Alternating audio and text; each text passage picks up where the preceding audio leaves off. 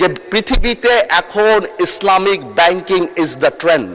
আপনি ইংল্যান্ডে যান, এটা সত্যি কথা, আপনি ইংল্যান্ডে যান, আপনি Al Rajhi bank, Maybank, Ahli bank, gate house, Islamic bank of Malaysia, এবং মাননীয় প্রধানমন্ত্রী যখন মালয়েশিয়াতে ছিল সেখানেও আমি বিবিসি একটা নিউজ দেখেছি about Islamic economy and Islamic শিল্প। We must promote Islamic banking. এক ইসলামিক ব্যাংক ডাকাতি হয়ে গেছে এই কারণে, যেটা আমার এক ভাই বললেন ওখানে দাঁড়িয়ে, যে ইসলামিক ব্যাংক ডাকাতি হয়ে গিয়েছে বিকজ ডাকাত খারাপ ছিল। That's it. But Islamic banking is the biggest solution. সারা পৃথিবী ইসলামিক ব্যাংকিং এর দিকে যাচ্ছে এবং সরকারের তরফ থেকে আমাদের এই ইসলামিক ব্যাংককে প্রমোট করা উচিত। বিকজ কেন? বিকজ আমরা ডিভাইন ব্লেসিং এ বিশ্বাস করি। সেটা হলো আমাদের এত বড় একটা ইকোনমি। একবার জামাতের আমার অপোজিশনের একজন লিডার কারেক্টলি বলেছিলেন, আমি যদি উনি ভেঙে বলেননি, জাকাতের কথা। জাকাত is the pillar of the Islamic economy এবং জাকাত ইজ দ্য ইন্টিগ্রাল পার্ট। জাকাত গিভস প্রোটেকশন। আমরা বাংলাদেশে জাকাতটা একটা হিডেন ইকোনমি, আমরা কেউ বলতে পারি না কত টাকা জাকাত দেওয়া হয়। হ্যাঁ, সরকারের আছে জাকাত নেওয়ার একটা ওয়ে আছে, বাট সেটা খুব মিনিমাল। আমি মনে করি বাংলাদেশে মাননীয় স্পিকার একটা ডাটাবেস থাকা উচিত, প্রত্যেকটা নির্বাচনী আসনে কারা জাকাত নিতে পারে সেই নামগুলি একটা ডাটাবেসে রাখা উচিত, যাতে করে আমরা যেই জাকাত দিতে চাই, ইভেন কি প্রবাসীরাও যদি জাকাত দিতে চায়, তাহলে ওই ডেটাবেস অনুসারে তারা ওই জাকাতটা পৌঁছে দিতে পারে। সো বেশি হলে কত হবে? 50 লাখ 60 লাখ মানুষ আছে প্রত্যেকটা কনস্টিটুয়েন্সিতে, যদি 20,000 করে আমরা ধরি। কিন্তু এতে কি হবে? উই মাস্ট প্রমোট দ্য জাকাত। যেমন আগেই বললাম, জাকাত আমাদের ইকোনমির অনেক বড় টিঙ্কার পার, এবং নিশ্চয়ই মানুষ জাকাত দেয়। জাকাতের বাদও দেখেন এত মসজিদ মাদ্রাসা যে হয়, নিশ্চয়ই মুসলমানরা দান করে, তাই তো হয়। মানুষ জাকাত দিতে চায় কিন্তু পারেন। আপনি নর্মাল ওয়েবসাইট দেখেন না মানুষ speaker, what website sells? It doesn't sell product, it sells convenience. আজকে যদি এরকম ওয়েবসাইট আমাদের থাকে, যেখান থেকে বা অ্যাপ থাকে, যেখান থেকে তাদের কাছে কার্ড থাকে, তাদেরকে আইডেন্টিফাই করতে পারি। অনেক প্রবাসী মানুষ আছে। আমি সব মাননীয় প্রধানমন্ত্রী ইংল্যান্ডে ছিলেন, দেখবেন আমরা ইংল্যান্ডে আপনার টিভিতে দেখতাম 1 ঘন্টার মধ্যে বাংলা চ্যানেলে সিলেটে কোনো একটা মসজিদে হাজার হাজার পাউন্ড তারা বের করে ফেলতো। ওয়াই? Because of accessibility.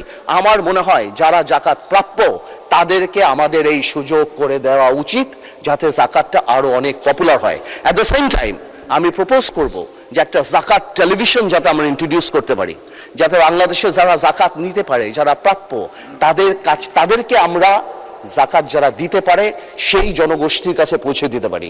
এখন out of sight out of mind, অনেকে ইচ্ছা করলেও দিতে পারে না। জাকাতের সাথে আরেকটা কথা আমার একজন মাননীয় সংসদ সদস্য বলে গেলেন, রিবা বা সুদের কথা। এটাও আমাদের একজন বলে গিয়েছিলেন, আমাদের মাননীয় সংসদ সদস্য জামাতে ইসলামের, উনিও বলে গিয়েছিলেন। আমি কারেক্টলি বলি, আমি জানি এই কথা বললে হয়তো আমাকে অনেকে প্রোগ্রেসিভ মনে করবে না, ইটস ট্রু, এটা হতেই পারে।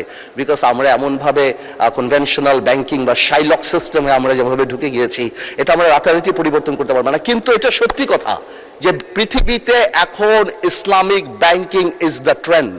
আপনি ইংল্যান্ডে যান, এটা সত্যি কথা, আপনি ইংল্যান্ডে যান, আপনি Al Rajhi bank, Maybank, Ahli bank, gate house, Islamic bank of Malaysia, এবং মাননীয় প্রধানমন্ত্রী যখন মালয়েশিয়াতে ছিল সেখানেও আমি বিবিসি একটা নিউজ দেখেছি about Islamic economy and Islamic শিল্প। We must promote Islamic banking. এক ইসলামিক ব্যাংক ডাকাতি হয়ে গেছে এই কারণে, যেটা আমার এক ভাই বললেন ওখানে দাঁড়িয়ে, যে ইসলামিক ব্যাংক ডাকাতি হয়ে গিয়েছে বিকজ ডাকাত খারাপ ছিল। That's it. But Islamic banking is the biggest solution. সারা পৃথিবী ইসলামিক ব্যাংকিং এর দিকে যাচ্ছে এবং সরকারের তরফ থেকে আমাদের এই ইসলামিক ব্যাংককে প্রমোট করা উচিত। বিকজ কেন? বিকজ আমরা ডিভাইন ব্লেসিং এ বিশ্বাস করি। আমরা বিশ্বাস করি ইসলামিক ব্যাংকিং যত প্রমোটেড হবে বাংলাদেশে, ইসলামী হবে, আল্লাহ তাআলার সেই রহমত, ডিভাইস ব্লেসিং আমাদের উপরে আসবে। এবং ইনশাল্লাহ আমার এক ভাই বলেছিলেন বেশ কিছুদিন আগে, আমি নাম বলবো না, উনি বলেছিলেন যে আমরা সিঙ্গাপুর বা কোরিয়া বা সোল হতে হবে। আপনারা যদি সুইসাইড রেট দেখেন তাহলে আপনারা অবাক হয়ে যাবেন যে পৃথিবীর 2nd না 3rd সুইসাইড রেট সবচেয়ে বেশি হলো কোরিয়াতে। সো আমরা ডেভেলপমেন্টের সাথে শান্তি চাই, আমরা ডেভেলপমেন্টের সাথে ডিভাইন ব্লেসিং চাই, আমরা ডেভেলপমেন্টের সাথে আল্লাহ তাআলার রহমত চাই, যাতে আমরা শান্তিতে থাকতে পারি বাংলাদেশে। আমরা বলছি গরিব মারার বাজেট, এটা আসলেই গরিব মারার বাজেট। সরকারি দলে বন্ধুরা আসলে আদৌ বাজারে যান কি না, এটা হলো প্রশ্ন আর কি। বাজারে গেলে তো এটা টের পাইতেন আর কি। সরকারি দলের মাননীয় সদস্যবৃন্দ, যে এবারের বাজেট এত ভালো হয়েছে যে কেউ মিছিলও করে নাই, কেউ দামও বাড়ে নাই। আমি মনে করি কথাটা মোটেই সঠিক নয়। দামও বেড়েছে, মিছিলও হয়েছে। দাম তো এখন বাড়বে কেন, দাম তো আগেই বাড়ায় দিয়েছেন। কারণ তেলের দাম, গ্যাসের দাম, বিদ্যুতের দাম এটা আগেই বৃদ্ধি হয়েছে, তখন মিছিল শুরু হয়েছে। এবং বাজেট পেশ করার পরেও কিন্তু মিছিল হয়েছে। কাজেই দাম বাড়ে নাই। দাম, এই যে আমার হাতে এখানে একটা তালিকা আছে, আপনি যে সময় দিয়েছেন এই সব তালিকা বলা যাবে না কোন কোন জিনিসের দাম বাড়ছে। তারপর দুই একটার কথা বলি আর কি। মাননীয় স্পিকার, এলপিজি গ্যাস এটা বৃদ্ধি হয়েছে। আগে ছিল 1341 টাকা, এখন হচ্ছে 1728 টাকা, বৃদ্ধি হয়েছে 28.9 টাকা, তার মানে 29 টাকা। এরপরে ডিজেলের দাম বৃদ্ধি হয়েছে প্রতি লিটারে 15 টাকা। কেরোসিনের তেলের দাম বৃদ্ধি হয়েছে প্রতি লিটারে 18 টাকা। এরপরে পেট্রোলের দাম বৃদ্ধি হয়েছে প্রতি লিটারে, আগে ছিল 116 টাকা, এখন হচ্ছে 135 টাকা, 19 টাকা বৃদ্ধি হয়েছে। এইভাবে যদি আমি ধরি, ডিমের দাম প্রতি 1 ডজন ডিমের দাম ছিল আগে আপনার, ব্রয়লার মুরগির ডিম ছিল 100, প্রতি কেজি ছিল মুরগি 185 টাকা, এখন হচ্ছে 200 টাকা। ডিম ছিল 1 ডজন 135 টাকা, এখন হচ্ছে 145 টাকা। পেঁয়াজের দাম আগে ছিল 50 টাকা, এখন ছিল 58 টাকা। সোনালী মুরগি প্রতি কেজি ছিল 300 টাকা, এখন 400 টাকা। এখন আমাদের সরকারি দলে বন্ধুরা আসলে আদৌ বাজারে যান কি না, এটা হলো প্রশ্ন আর কি। বাজারে গেলে তো এটা টের পাইতেন আর কি। মাননীয় স্পিকার, এরপরে ওনারা অনেকেই বলছেন যে আমরা বলছি গরিব মারার বাজেট, এটা আসলেই গরিব মারার বাজেট। আমি লুটপাটের বাজেটের কথা বলতে চাই না, তবে গরিব মারার বাজেট এ ব্যাপারে কোনো সন্দেহ নাই। আপনার যে সমস্ত জায়গায় ভ্যাট ধরা হয়েছে, তার মধ্যে মুদির দোকানেও ভ্যাট ধরা হয়েছে। আমাদের নেতা, বিরোধী দলের নেতা বলছিলেন ফকিরকেও ভ্যাট দিতে হয়। তা ফকির তো সারাদিন ভিক্ষা করে ওই মুদির দোকানে যায়, তার জিনিস কেনে রাত্রে খাবার জন্য, কাজে তাকেও ভ্যাট দিয়ে তারপরে বাড়িতে যেতে হয় জিনিস কিনে নিয়ে। তাহলে এটা কি গরিব মারার বাজেট বলতে হবে না? ভিক্ষা করে সে তাকেও ভ্যাট দিতে হয়। মাননীয় স্পিকার, এরপরে আমাদের মাননীয় অর্থমন্ত্রী বাজেটের উপর যে সংবাদ সম্মেলন করছিলেন, সেই সংবাদ সম্মেলন উনি খুবই ক্লিয়ার করে একটা সত্য কথা বলছেন। উনি বলছেন অর্থনীতি ঘুরে দাঁড়াবে 4র্থ বছরে। তার মানে এই বাজেট ভালো বাজেট নয়। ভালো বাজেট যদি হইতো তাহলে এই বছরই অর্থনীতি ঘুরে দাঁড়াইতো, কিন্তু এটা 4র্থ বছরে যা অর্থনীতি ঘুরে দাঁড়াবে। তার মানে 3 বছর বাংলাদেশের মানুষকে কষ্ট করতে হবে। বাংলাদেশের মানুষ যা আগে কষ্টে ছিল, ওই রকম কষ্টে বাংলাদেশের মানুষকে আবারও থাকতে হবে। মাননীয় স্পিকার, এরপরে আমি বাজেটের ব্যাপারে, বাজেটে এবার জিডিপি প্রবৃদ্ধি ধরা হয়েছে 6.5, কিন্তু বিশ্বব্যাংকের পূর্বাভাস হলো এবারে ম্যাক্সিমাম জিডিপি বৃদ্ধি পেতে পারে 4.6। মূল্যস্ফীতির হার ধরা হয়েছে 7.5, কিন্তু ইতিমধ্যেই মার্চ থেকে যদি আমরা ধরি, ফেব্রুয়ারি বাদই দিলাম, মার্চ, এপ্রিল, মে বৃদ্ধি হয়ে এখন হয়েছে 9.42। তাহলে আমাদের যে জিডিপি এবং মুদ্রাস্ফীতির যে হার ধরা হয়েছে, এটা কিন্তু ইতিমধ্যেই ফেল করেছে। কাজেই এটা যে জনবান্ধব বাজেট, এটা বলার কোনো সুযোগ এখানে নাই। মাননীয় স্পিকার, এবছরে এডিবির, যেটা গত 1 বছরে 11 মাসে এডিবির বাস্তবায়ন হয়েছে 48.23%। 1 মাসে 1 লাখ কোটি টাকা ব্যয়ের চাপ, উন্নয়ন খরচে বড় স্থবিরতা, বেশ কয়েকটি মন্ত্রণালয় বরাদ্দের 1/3 ব্যয় করতে পারেননি। তাহলে যদি উন্নয়ন বরাদ্দ যদি বাস্তবায়িত হয় 48.23%, তাহলে 51%-এরও বেশি কিন্তু এখনও অবাস্তবায়িত রয়ে গেছে, কিন্তু মাস বাকি আছে কয়টা? এটা হলো 11 মাসের রিপোর্ট, 1 মাস।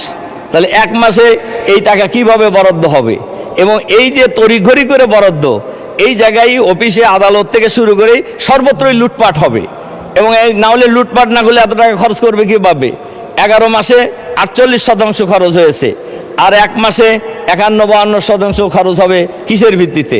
মাননীয় স্পিকার, সুতরাং এই বাজেট আসলে জনবান্ধব নয়, এটা আমরা বলতে পারি। মাননীয় স্পিকার, বাংলাদেশের বর্তমানে যে অবস্থা, আমাদের মাননীয় অর্থমন্ত্রী বাজেট পেশ করেছেন, কিন্তু বাংলাদেশের মানুষের উপর যে হিউজ পরিমাণ ঋণ রয়েছে এই ব্যাপারে কিন্তু কোনো কথা উনি বলেন নাই। শুধুমাত্র কেন্দ্রীয় ব্যাংকের তথ্য মতে মোট খেলাপি ঋণের পরিমাণ দাঁড়িয়েছে 5,88,704 কোটি টাকা, যা মোট ঋণের 32%, 26% টাকা। এটার বিরাট ব্যাপার। অথচ আপনার 3% কম খেলাপি ঋণ এমন ব্যাংকের সংখ্যা খুবই কম। কেবলমাত্র খেলাপি ঋণের কারণে ব্যাংকগুলো ঝুঁকির মাত্রা বেড়েছে। 3% কম হলেই বিদেশিরা এটাকে ঝুঁকিপূর্ণ মনে করে, আর এখানে আমাদের এখন 32.26% আসলে ঋণের মোট ঘাটতি কিন্তু রয়েছে, সমান খেলাপি ঋণ রয়েছে, যেটা 2009 সালের জানুয়ারিতে আওয়ামী লীগ যখন ক্ষমতায় আসে, এর আগে আমাদের 4 দলীয় জোট সরকারের পরে ব্যাংকের খেলাপি ঋণের পরিমাণ ছিল মাত্র 22,000 কোটি টাকা, 22,481 কোটি টাকা। কিন্তু এখন ব্যাংকের খেলাপি ঋণের পরিমাণ দাঁড়িয়েছে 5,88,704 কোটি টাকা।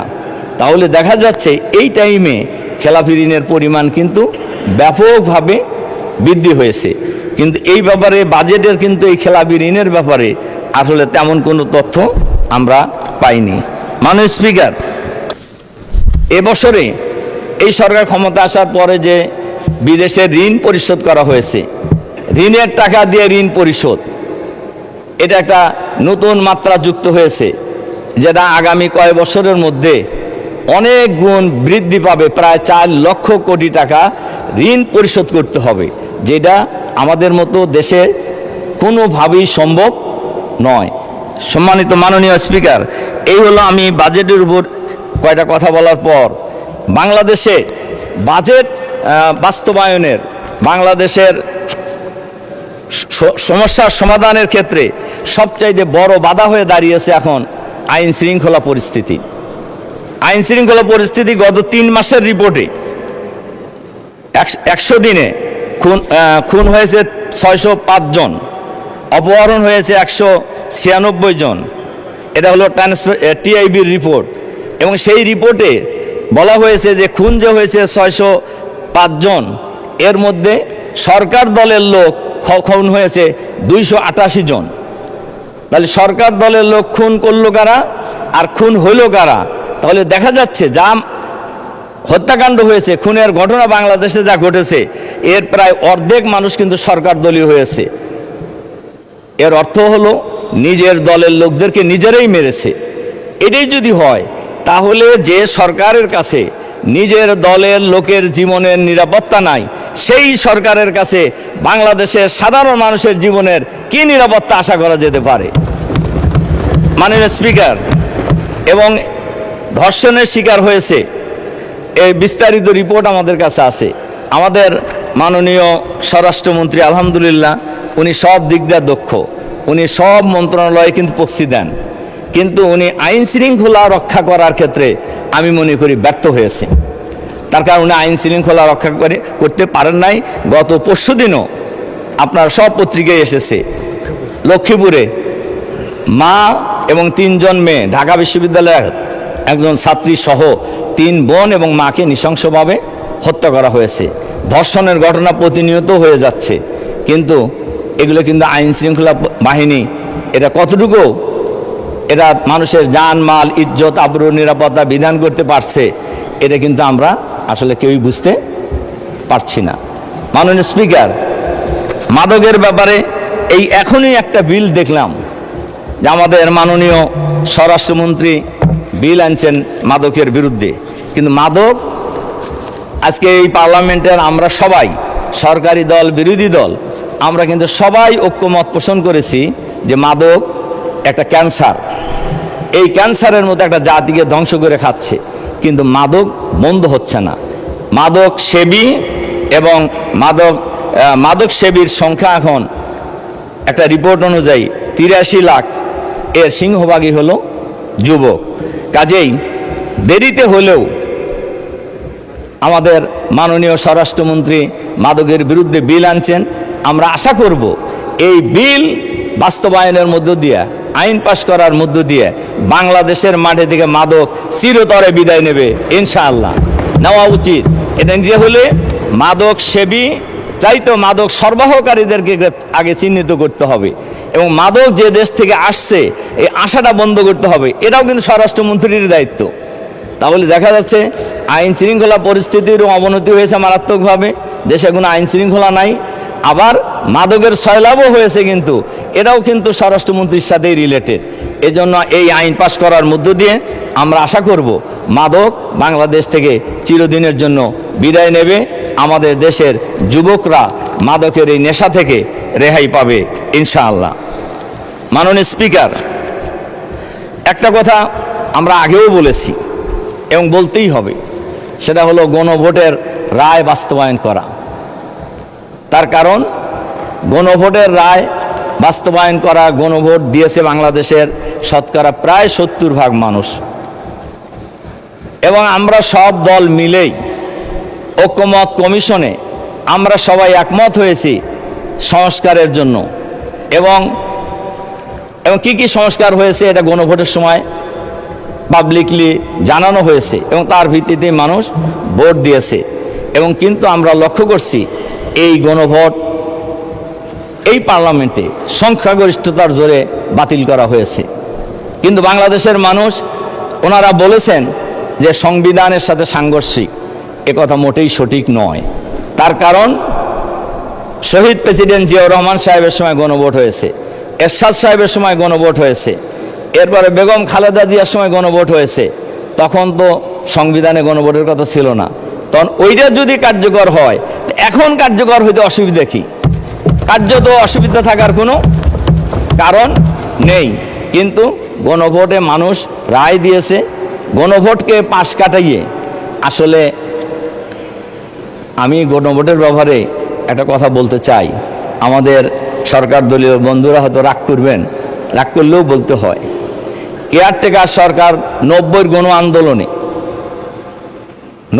গণ আন্দোলনে জামাত ইসলামী সহ 3 জোটের রূপরেখা ছিল, যারাই ক্ষমতায় আসবে তারা কেয়ারটেকার সরকারের বিল পার্লামেন্টে এনে সংবিধানে সংযোজন করবেন।